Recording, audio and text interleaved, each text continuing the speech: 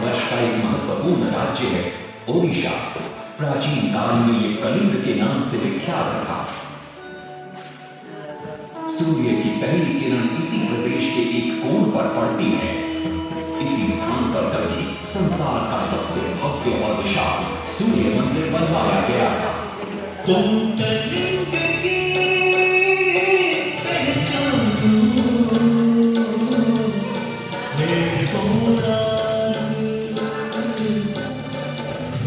इतिहास का स्वाभिमान दो, हे घोड़ा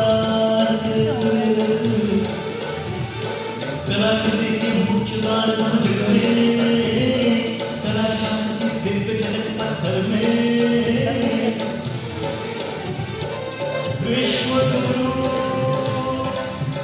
भारत के गौरव में आज दया के पात्र हो।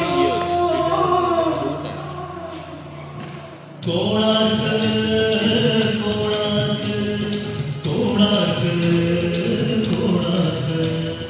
सैकड़ों साल पहले की बात है। पुरातात्विक दस्तावेज के तौर पर संग्रहित पुस्तक मादला पांजी और बाया चकड़ा में उल्लेख है कि 13वीं सदी में गंग वंश के राजा लांगुला नरसिंह देव ने इस सूर्य मंदिर का निर्माण करवाया था।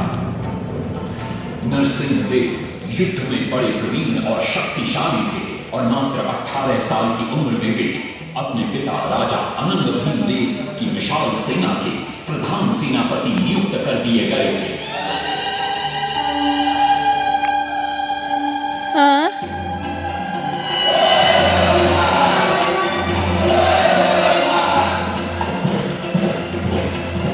सेनापति बनने के बाद नरसिंह देव ने अपने कुशल नेतृत्व से दक्षिण के कई आक्रमणकारी राजाओं को युद्ध में हराया।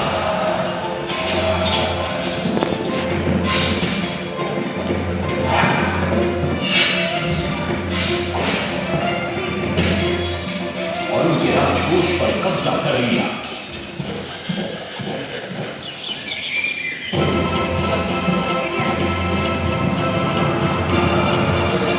तत्पश्चात उन्होंने विजय पूरा, जिसे आज हम वारंगल के नाम से जानते हैं,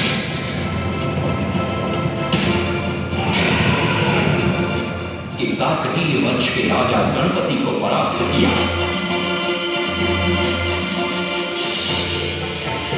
और उनके राजकोष पर भी कब्जा कर लिया। 3 वर्षों तक निरंतर युद्ध के पश्चात जब वे बहुत सारी धन संपदा लेकर कलिंग लौटे तो राजमहल में उनका भव्य स्वागत हुआ।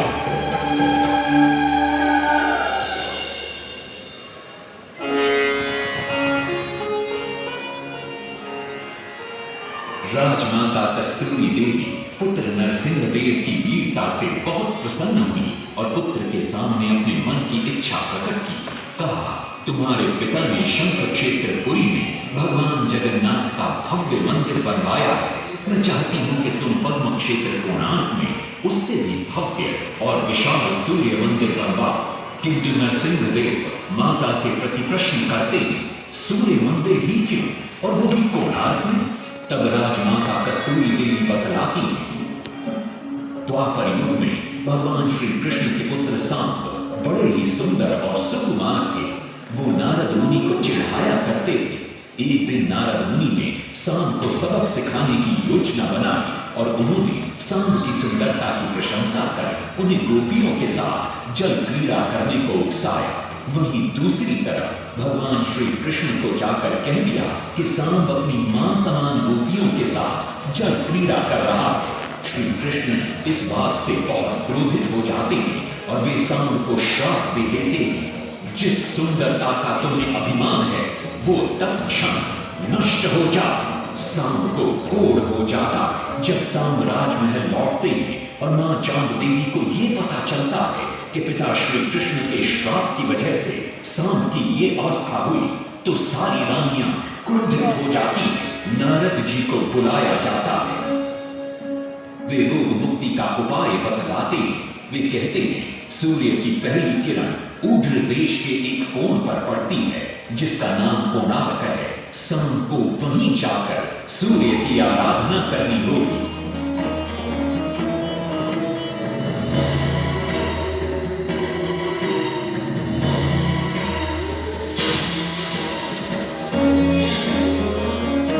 बहुत ही लंबी और कठिन यात्रा के पश्चात शाम अपने सैनिकों और सेवकों के साथ कोणार्क की चंद्रभागा नदी के तट पर पहुंचते हैं और नित्य प्रातः स्नान के बाद सूर्य की आराधना आरंभ करते हैं।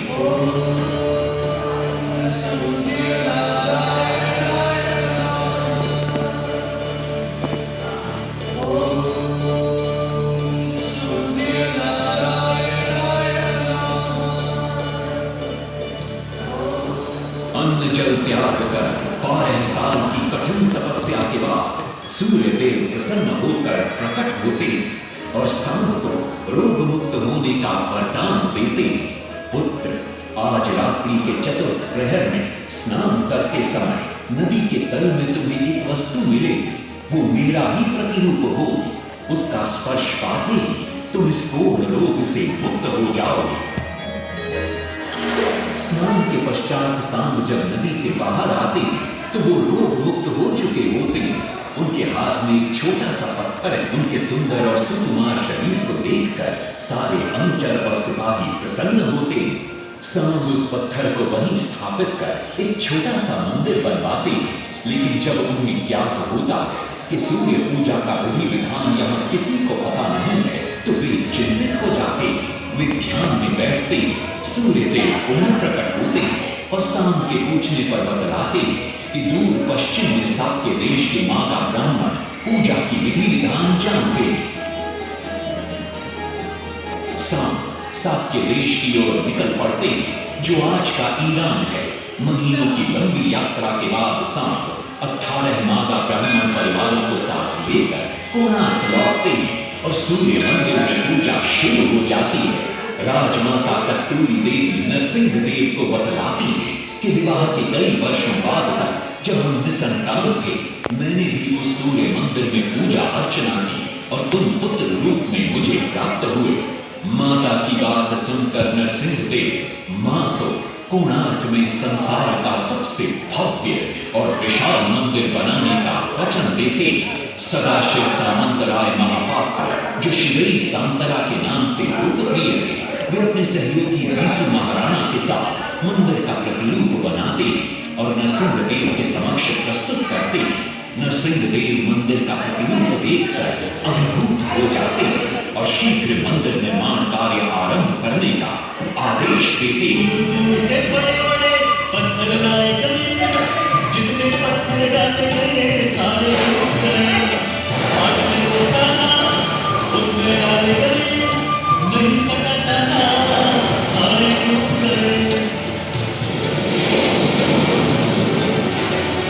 सिर्फ शांत ना हुए परेशान, किसी भी मंदिर बने। सिर्फ शांत ना हुए परेशान, किसी भी मंदिर बने। एक दिन वे चिंतामग्न कोणार्क लौट रहे थे, तभी उन्हें प्यास महसूस हुई। उन्हें पास ही में एक कुटिया दिखाई पड़ती है जहाँ एक बूढ़ी औरत से उनकी भेंट होती है। शिवई सांतरा पानी मांगते हैं। बूढ़ी औरत पानी के साथ गरम गरम भोजन भी लेकर आती है। वे थाली के बीच में हाथ डालते हैं जिससे उनका हाथ जल जाता है। तब वो बूढ़ी औरत मुस्कुराकर कहती है, तुम तो शिवई सांतरा की तरह बीच से भोजन उठाकर खा रहे हो। ये सुनकर शिवई सांतरा को अपनी भूल का एहसास होता है। माता रामचंद्र ने उपाय सुझाया, समझे सिर्फ सांतरा।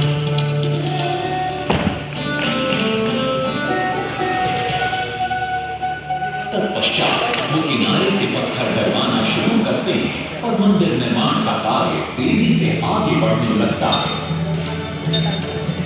1200 शिल्पियों ने 12 वर्ष में मंदिर बनाया। घोड़े सवार सजावट रथ में समय तो चल बनाया।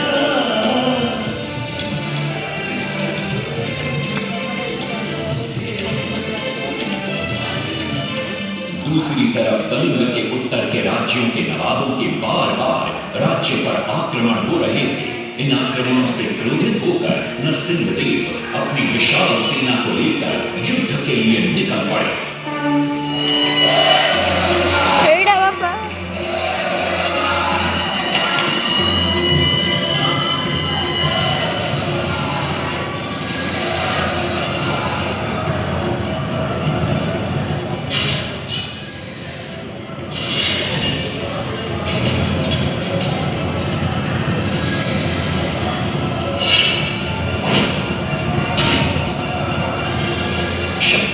गौड़बंग के नवाबों को भी युद्ध में परास्त कर दिया और उनसे प्राप्त सारा धन अपने कब्जे में लेकर सूर्य मंदिर के निर्माण कार्य में लगा दिया। 12 कारीगरों के अथक प्रयास से 12 साल बाद विशाल और भव्य सूर्य मंदिर बनकर तैयार हुआ। उस समय के लोगों में वास्तुशास्त्र, ज्योतिष शास्त्र और खगोल शास्त्र का जो ज्ञान था, उसे देखकर आज के बड़े बड़े वैज्ञानिक भी आश्चर्यचकित रह जाते हैं। कई प्रयासों के बाद भी मंदिर के गुंबद पर कलश स्थापित नहीं हो पा रहा था। क्रोधित नरसिंहदेव ने आदेश दिया कि कल प्रातः काल तक यदि कलश स्थापित नहीं हुआ तो सबके सर धड़ से अलग कर दिए जाएंगे। सभी शिल्पकार घोर चिंता में डूब जाते।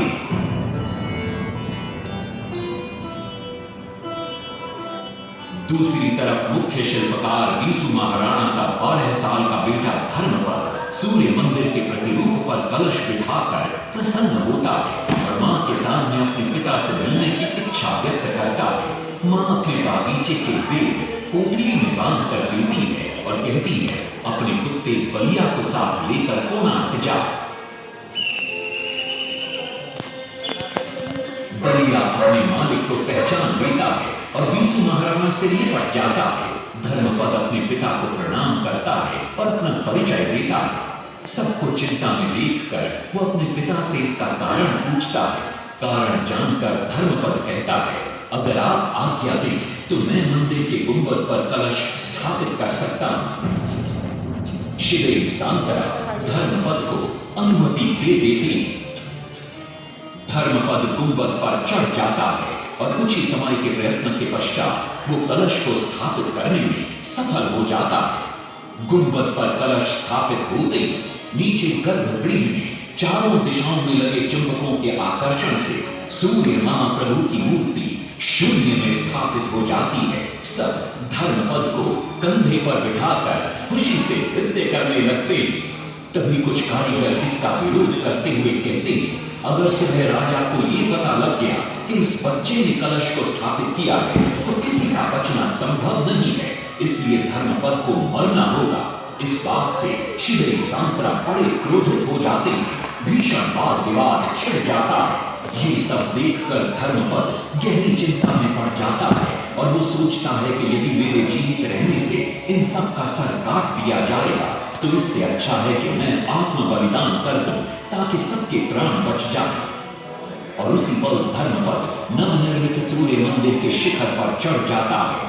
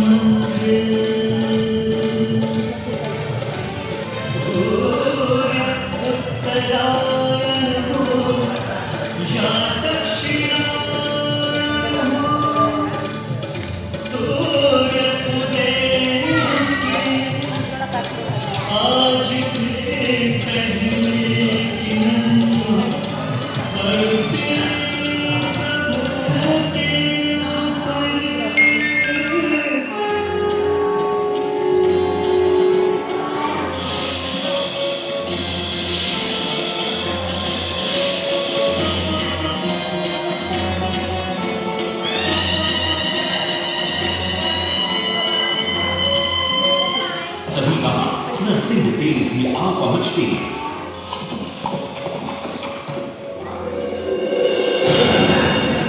और सूर्य महाप्रभु को शून्य में स्थापित देख वे भी आनंद से भर जाते और शिवई सांतरा की भूरी भूरी प्रशंसा करते। वो ये भी घोषणा करते कि माघ शुक्ल पक्ष की सप्तमी को मंदिर की प्राण प्रतिष्ठा की जाएगी। लेकिन शिवई सांतरा कहते, राजन तिथि तो अच्छी है, लेकिन मंदिर की प्राण प्रतिष्ठा के लिए ये शुभ नहीं है। किंतु राजा अपनी बात पर अड़ जाते। शिवई सांतरा को दुख होता है और कोई वाद विवाद किए बिना वे हमेशा के लिए वहां से चले जाते हैं।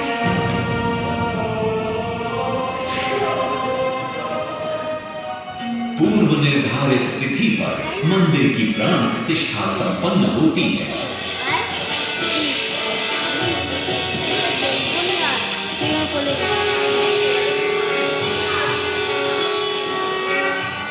लेकिन कुछ दिनों बाद अमंगल होना शुरू हो जाता है। सबसे पहले विराट सिंह की मूर्ति नीचे आ गिरती है। तत्पश्चात मंदिर की शिलाओं का गिरना भी शुरू हो जाता है। नरसिंह देव को अब समझ में आता है कि शिवई सांतरा का कहना सही था, लेकिन देर हो चुकी थी। बहुत साल बाद मंदिर के आसपास जंगल उगा और ये मंदिर घने जंगलों के बीच छुप गया। जब अंग्रेजों ने जंगल के बीच इस मंदिर को देखा तो उन्होंने इसका पुनरुद्धार किया। आज आप उसी विशाल मंदिर के भग्नावशेष देख रहे हैं। ये है इस प्रसिद्ध मंदिर की कथा। अब इस कथा में कितनी सत्यता है और कितनी कल्पना है ये तो किसी को नहीं मालूम, लेकिन ओडिशा की जनश्रुतियों में यही कथा विद्यमान है।